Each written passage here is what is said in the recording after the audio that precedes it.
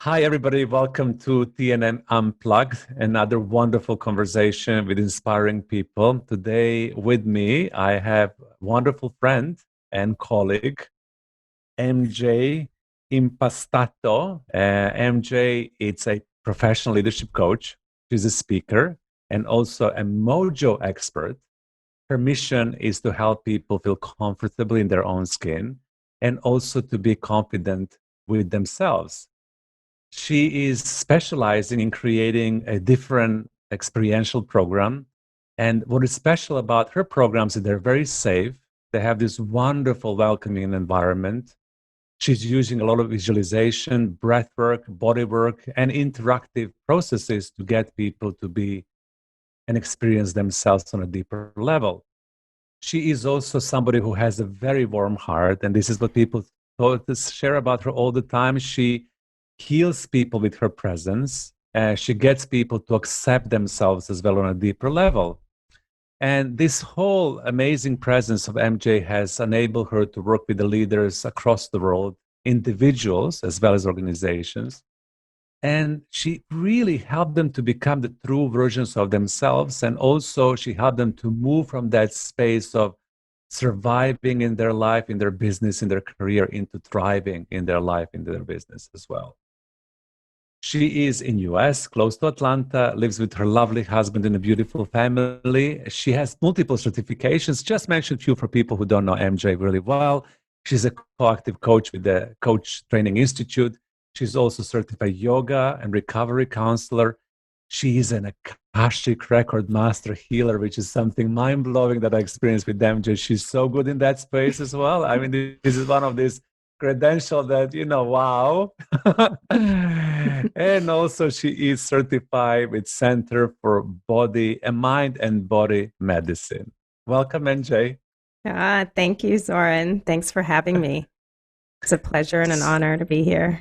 Yeah. So today we're going to talk about very interesting topic, and you and I went back and forth. It's kind of how we're going to talk about this topic, intimacy, and how intimacy relates to leadership, because that's something that not so many people are courageous to talk about. So I would love to open the conversation here around intimacy and leadership and get you to talk a little bit more about yourself and how did you get into this topic and what inspired you to begin focusing on that. Yeah, thank you.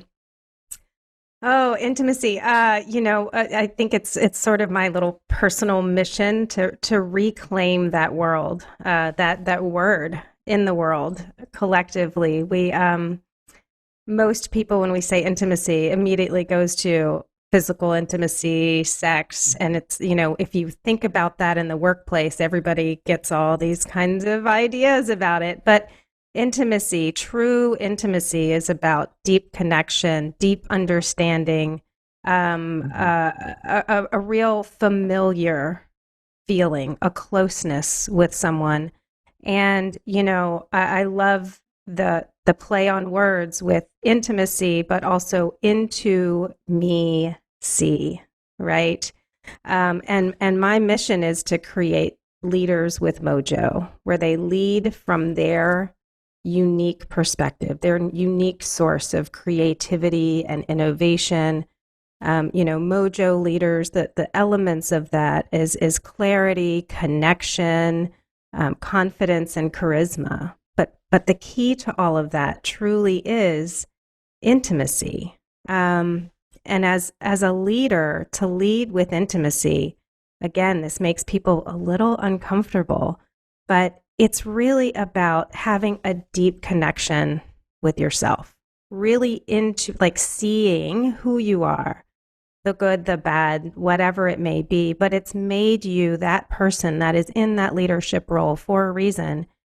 And then the real crux of intimacy is that vulnerability, is sharing from that vulnerable place as a leader and modeling that for your teams, your company, your clients, really leaning into that and showing people, okay, this is how I got here. This is who I am. We tend to compartmentalize our lives or have in the past. I remember my father taught me very quickly, you leave any personal problems at the door. You walk into work and well, that doesn't work anymore. Not in my world, right? We are whole people and we are dealing with a myriad of issues, and you can't compartmentalize it.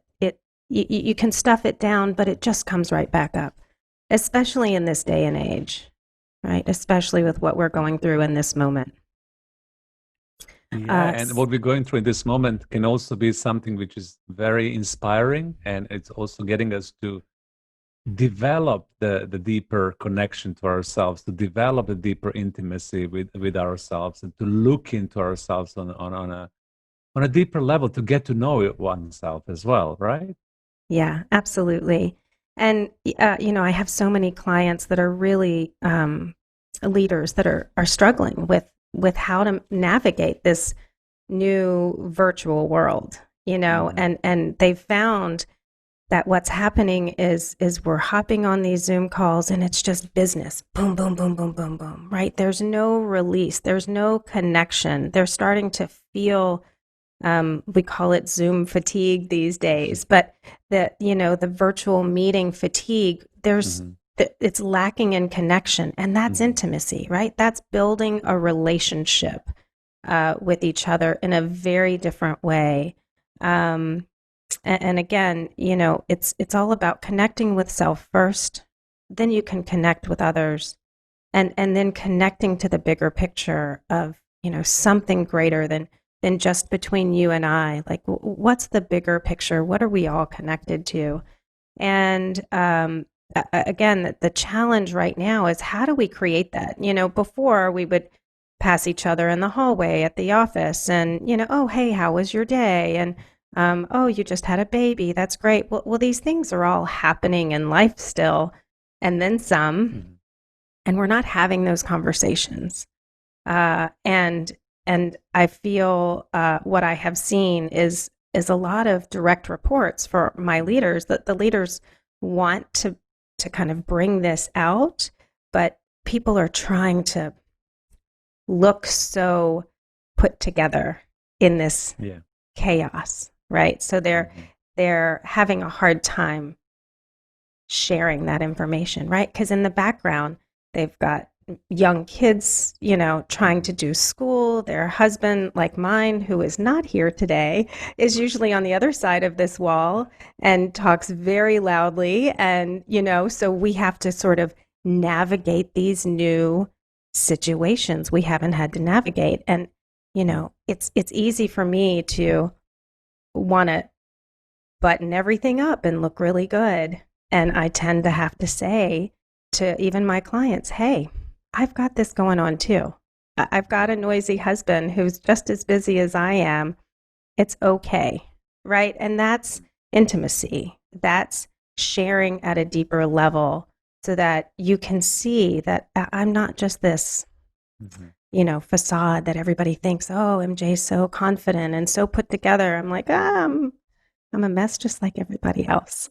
Hey, and I love what you're sharing, because I'm a mess too, like everybody else. And I think, especially when you're coaching and leading, it's really important to allow yourself to humanize and share and take the claim that space when you can authentically be 100% yourself without projecting any of the external facade that you would love to project. And how would you like people to perceive you? So I think that we're getting into that space, all of us, when we can be a little bit more authentic and therefore a little bit more intimate with oneself. Now, I have a quick question for you, for the audience who is kind of lost in the space to, how do I really get to know myself on a deeper level? How do I get to experience me at the level of that intimacy that you are talking about? So what would you say to people? What are the ways to do that? Yeah. There's many ways. I mean, working with a coach is always a great thing to do, but anything where you're doing some personal growth and development, you're stretching yourself. Our beliefs are connected to intimacy, right? And um, you really have to do some deep work to uncover the core values of who you are. And you know, a lot of people come to me and they're like, I've lost my mojo. That's like everybody's favorite term, right? They might not quite get what mojo is, but they're like, I've lost my mojo. And I always tell everybody, you can't lose it.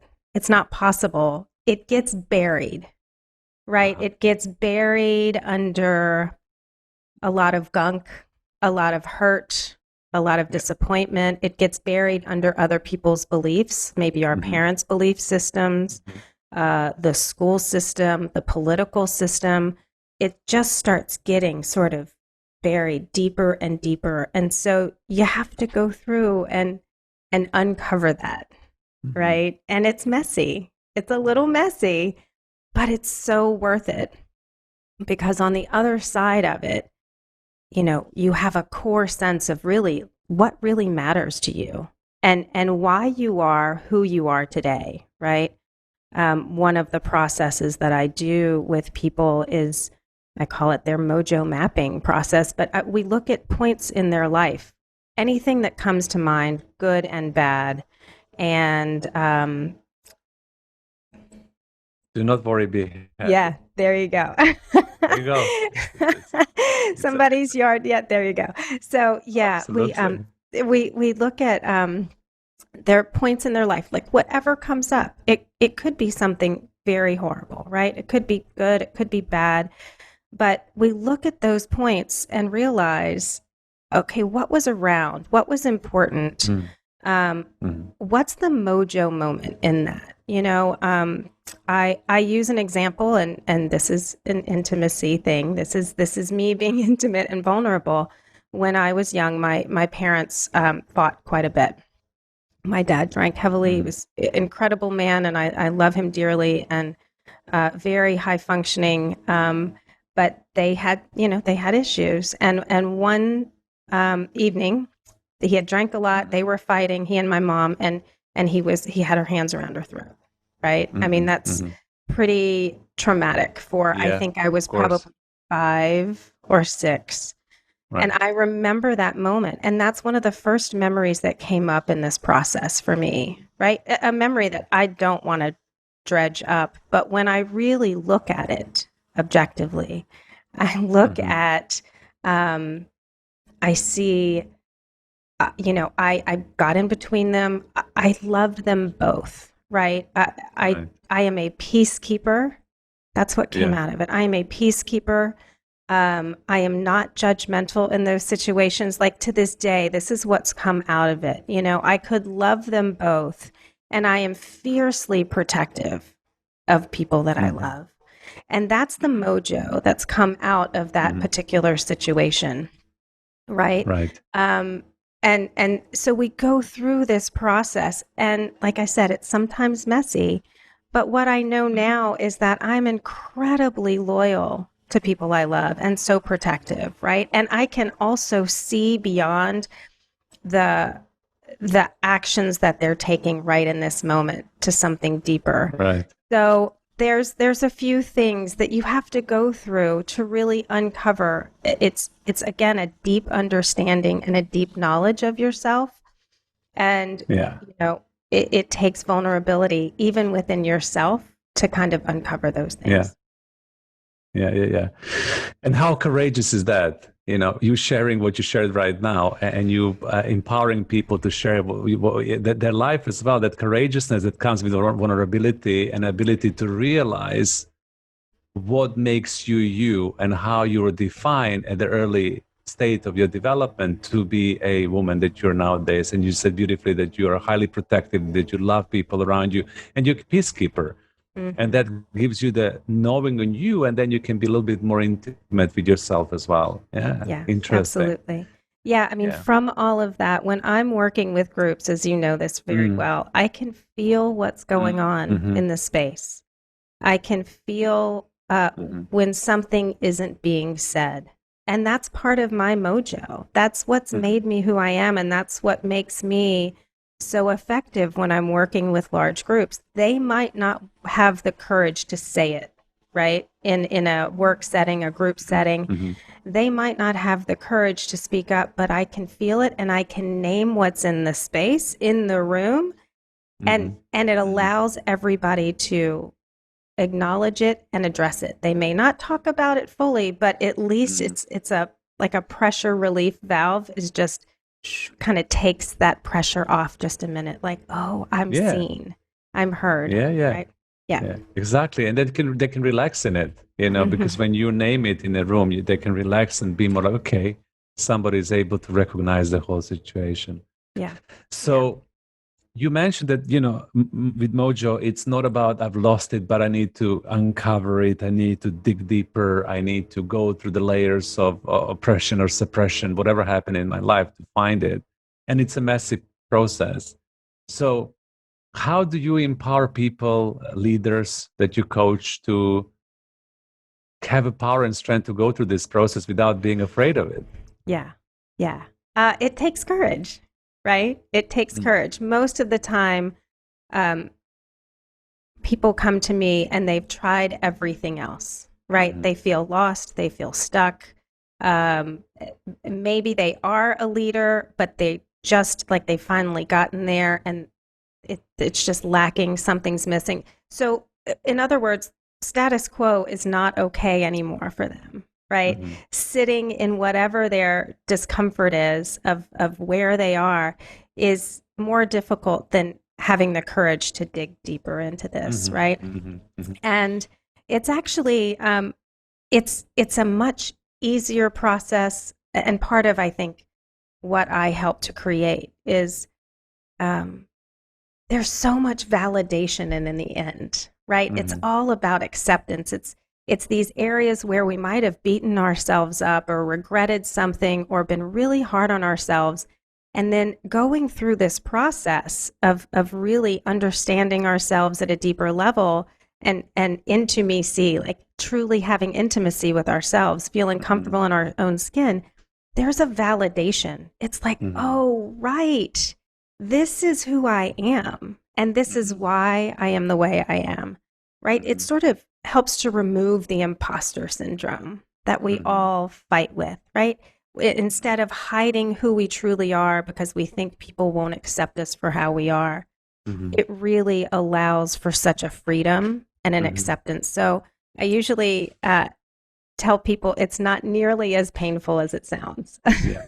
Yeah. Yeah, no, it's adventurous. I mean, I come from the development profession, so for me, processes are like, yay, let's do it. Let's dig. But I'm sure, let's dig into it, let's find out, let's transform, let's evolve. But for some people, when you mention that into me, you see, and if you're trained to be protecting ourselves throughout our life and not allowing other people to see ourselves, and as you said beautifully at the beginning, in this crisis right now, composing ourselves all the time so we are collected and we know what we're doing and we're in control.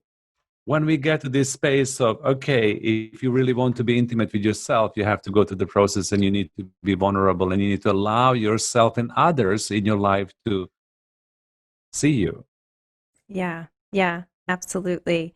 What comes up for me is I think of anxiety, right? I think of anxiety, and when we don't have that deep connection with ourselves, I sort of see it physically as like a separation, and it starts to vibrate, right? That's the anxiety. It's like you're so far away from your core of who you are that this anxiety continues. So a lot of people will have that anxiety as a leader, as an individual, whatever it may be. And the more that we can sort of bring them closer to their center, they find that anxiety goes away. There's a grounding, a calmness.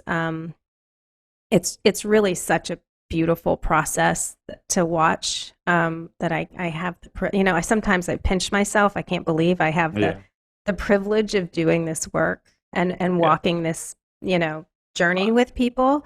It's really incredible. But it's the more we turn away from that core of who we are,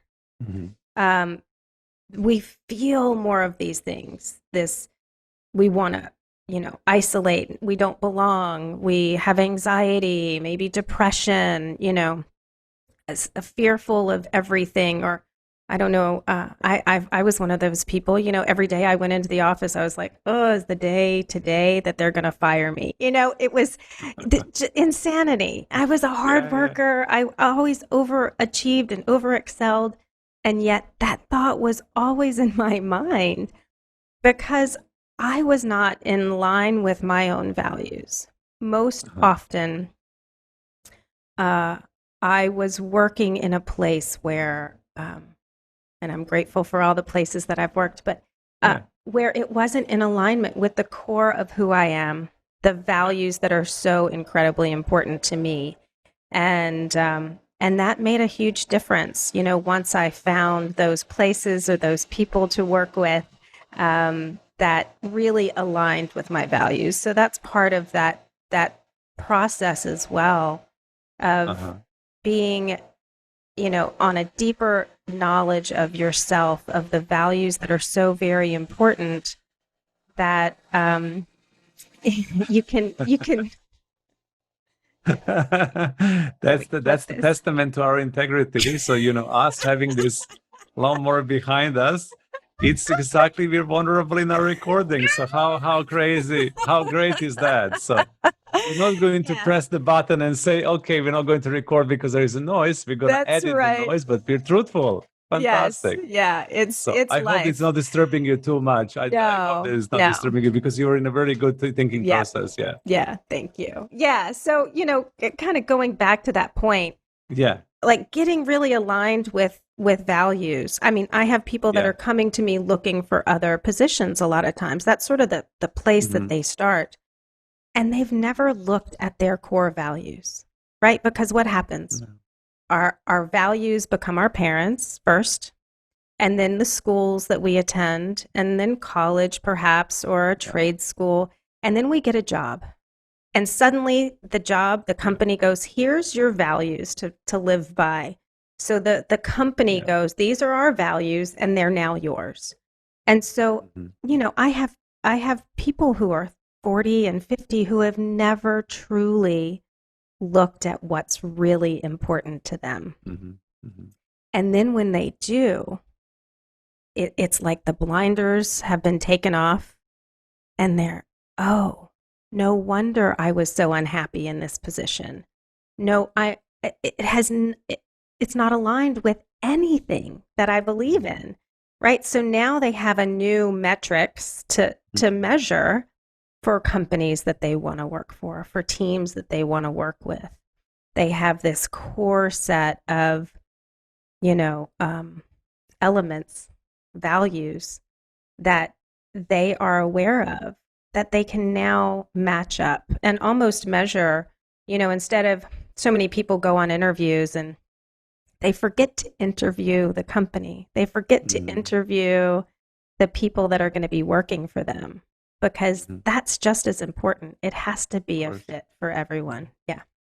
So what happens when, you look into the core and then from that core you really understand your values, you rediscover yourself, you really begin to understand what matters to you, because what I love about values, there are indications to what are you passionate about, what matters to you, what do you want to express and share with the world. It's so important to know that very really early on, I mean, in your life basically. So you get to know yourself and then you become aligned. Basically, what you're saying is that then, your life reflects, those values. You're able to make choices and decisions when those values will be met or will be able to be expressed, or you will find the organization that really resonates on the same frequency. We can call it like that, have similar values in resonance, and you will say, okay, aha, here is the place when I can be truly myself, right? Yeah. Yeah. So my thing is there. What happens when you are aligned and truly yourself? Oh, it's You so know? good. Yeah. Such a great question. Um, y- you know, uh, the the metaphor I tend to use is I particularly, and most of my clients are, they're incredible, like they were capable of looking at a job description Hmm. and bending themselves into a pretzel, to fit that job description, right? Mm-hmm. And most of us are. We're like, oh, yeah, I can do that. And then we get into these contorted positions. And then by about 4 months into the job, we're in pain, right? It's miserable. So when we instead go in this, right, we've gotten aligned with our values, we're in complete resonance, we've shown up to the interview fully as ourselves, right? That's being clear with who you are. I now know that I am not a detail person anymore, right? Anytime I co-facilitate with people, I am clear about that. I say, I am not your detail oriented. I can do it because I was trained and did it for so very long. But my gift is I'm out here. I'm going to feel the room. I'm going to tell you what I'm feeling. We're going to adjust as needed. That's me showing up fully. And then there's no question, right? The times that I don't do that I try to put myself in this other role that somebody wants me to be in, and I diminish that superpower of being able to really feel what's happening in the room, and I don't speak up, that's when that imposter syndrome starts coming in. I get the feeling that I don't belong, that I don't fit in with my other co-facilitators. It's really fascinating. And what that's really saying is I've turned my back on myself. So I don't even belong here in my own body, right? So for clients that have done this, they have a freedom. They know that they showed up fully at the interview. They didn't pull any punches. They were like, okay, I'm not good at this. I'm willing to learn it, but that's not where I excel. The company is clear on who they are, and they still decided to hire them. So now there's everybody's seeing clearly, right? They see each other clearly. They're like, they don't expect this particular person to, they're more of an off, they're hands-off management. That's how they like to lead. Then they're not going to give them a team that needs a bunch of hand-holding, right? And they have this acceptance of, wow, I get to lead the way I like leading. And they get to walk in with more confidence and more engagement, more connection. They look forward to going to those work events. Yes, that's another confirmation that you're absolutely amazingly right.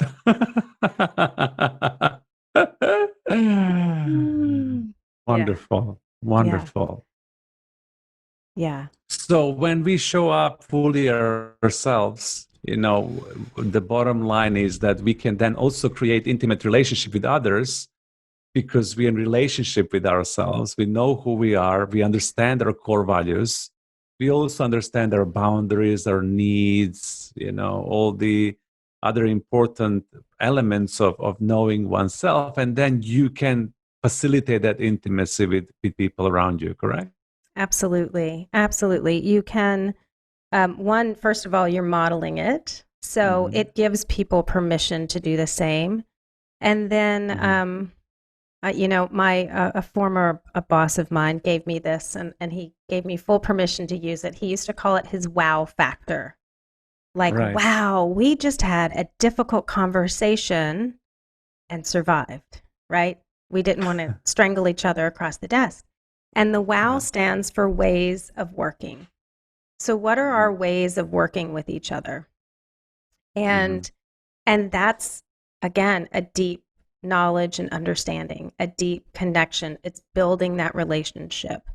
So as a leader, I bring in anyone that I work with and start off by saying, okay, these are going to be our ways of working together. These are my values. I'd love to hear what yours are. These are my pet peeves. I want to hear what yours are, right? What are the things that really demotivate you? What are the things that motivate you, right? And yes, I have some leaders that'll push back and go, well, we all have to do work that we don't like. Yes, we do. But having a deeper knowledge of what your team excels at, what they get motivated by, right? Creating that relationship of how we're going to work together just Hmm. deepens that connection and that drive for them to follow you as a leader Hmm. or to be supported by you as a leader Hmm. and to be empowered. Um, you know, the the times that it's worked so well, I've seen, more creativity, more Hmm. innovation, more productivity, more engagement, right? Hmm. People feel seen and heard and valued for who they are, how they do the work, and Hmm. what they bring to the organization. Um, so it's really about creating that way of working individually. That's sort of the formula, the method to Hmm. having, to starting having those conversations. And it's organic. It Yeah. has to, we tend to, I love in business, we're like, let's do a strategic plan. Like we go straight forward, except the world is spinning as we're, driving forward. So things constantly change. So Hmm. we also have to be willing to have that conversation, which with each of our direct reports, with our Hmm. colleagues, with Hmm. the board of director above us, right? Whatever, up or down, how are we going to create this way of working? And if it isn't working, then what do we do to help make it work smoothly? Yeah. And those are just those difficult conversations sometimes, but they're so important. Yeah, and as your leader said, when you have this wow model, those difficult conversations can be much easier, especially if you allow yourself to be vulnerable and intimate with yourself and then intimate with others. So if you're playing the game and you're just showing up in this difficult conversation with the shield, with the protector, with insecurities and with the imposter syndrome, oh my God, what will happen if I am 100% authentic here and if I express what I believe and feel? Then it gets difficult. Then it gets Mhm. really challenging. But I think that if we have leaders who are awakened or aware enough to create a space when they can be themselves and they can invite other people to be themselves and they have those conversations, then we can create this wow effect. We can survive because we simply are in the sharing, both of us, right? Yeah, yeah, absolutely. Absolutely. And again, we're using sort of the current time, but this is Mm-hmm. timeless, right? But the Mm-hmm. current time, it's as if it's turned up the heat a little bit, Yeah. right? We've turned the temperature up, and we really have to do this now. It might have been a nicety before. We brushed over it. We just plowed ahead through business like we might have always done. And now more than ever, it's as Mm-hmm. if it's not giving us the option anymore, right? We have to build these Yeah. relationships. We Yeah. have to deepen this understanding of Yeah. what our teams and people are going through. Yeah. I love it. And I love how you beautifully described it is that temperature is up. We have to show up to life. So to end up this conversation today, what will be few of the top tips or something that you would love to leave audience with when it comes to how to create a deeper relationship with themselves, how to show up, being more present in their life, and how to facilitate more intimate relationships in their organization, their teams? What would you say Mhm. on that? Mhm. Yeah, we always say start with self. Mhm. So, take 5 minutes, 10 minutes, whatever it may be. Just jot down what's really important to you in this moment. And even now, people's values and priorities have shifted. So maybe it's a good time to really reevaluate what's important at this very moment. Um, and also don't just look at the accomplishments, all the great things you've done in your life. Look at everything. Look at the whole picture of who you are and what was the impact of those events in your life that got you to be in the position you're in right in this moment. Because it all happened Mhm. for a reason, right? There was learning at every stage. Um, and then translate that to your teams in some way, Mhm. shape, or form. The easiest way right now is just the smallest bit of connection with your teams goes a long way, right? We're not having those water cooler chats anymore, and it's a little clunky, maybe on Zoom. The brain has a really hard time connecting the dots with this. So pick up the phone. Oddly enough, a phone, the human voice and that human connection, and just truly say, hey, how are you doing? And if you find that they're having a difficult time sharing that, maybe share something that you've been going through, just so they see the humanness in you, right? Wow, it's been really challenging for me today while I'm on this podcast, and the lawn people are Grooming your garden. right? So, Yes. and that's, I'm a human. It's normal. I want to be perfect. I want to sound super professional. And guess what? I'm doing this from home, just like everyone I'm loving else is. it. Yeah, I'm loving exactly. it. It's like the perfect learning moment. And that's the other thing. Yeah. Whenever I am leading groups, and this is for any leader out there, I use my moments as teaching moments, right? That is a very vulnerable place to be, but so many people, it does the opposite of what most leaders are worried about. They're worried, I've got to look good, I've got to be buttoned up, they can't see me make a mistake.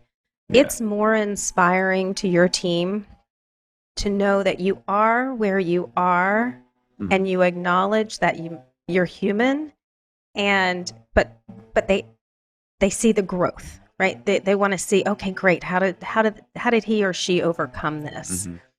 Right. And so that's really important. Sharing those moments of, okay, this is a teaching moment. This is not the way I would usually want to respond as a leader. Right. But there's some stresses going on in my life, and I'm sure there is with you. How has that affected you? How are you handling the current situations?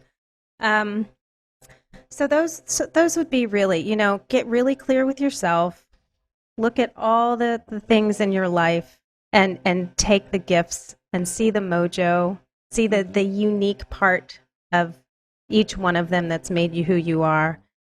And then take some time with each one of your direct reports, your colleagues, to make some connection. Ask them how they're handling things right now. Ask them what they look forward to each day. And if they're not looking forward to something, great. That's a great challenge. Like, even if it's just having dinner with your family, right? We do these small milestones to remind us that we're human in any times of difficulty and crisis and pressure. So, and then you can always do a 5-minute check-in with people. What's your biggest challenge? What's standing in the way of getting something done that you want to get done today? And how can I help you? How can I be, a servant leader for you? What can I do without doing it for them? But how can you help support them, right? Open the door for them to be vulnerable so that you can see into them, to see what's happening behind the scenes. I've learned so much in this conversation with you. I'm already thinking, my God, I have to apply so much in my leadership work as well. Most of the things I do know, but it's good to be reminded, and it's good to remember, of what to do on daily basis, because as you said, sometimes it's just life takes over, business takes over. We get too overstretched with the deadlines and timelines and pressures, so that we forget to humanize ourselves and be fully available and present. So thank you for sharing that. Yeah, thank you. Thank you for having me. It's always a pleasure. I'm always incredibly inspired when I'm talking with you, Zoran. Yeah. And if you could introduce me, me everywhere I go, that was I was like, ooh, who's this woman he's about to introduce? I like that. It's you, and I'm very grateful for you to come into this podcast. Let's hope that we're going to record a few more soon. Again, thank you so much for coming. And I hope that our audience is going to enjoy listening to this. Bye for now. All right. Bye. Thank you.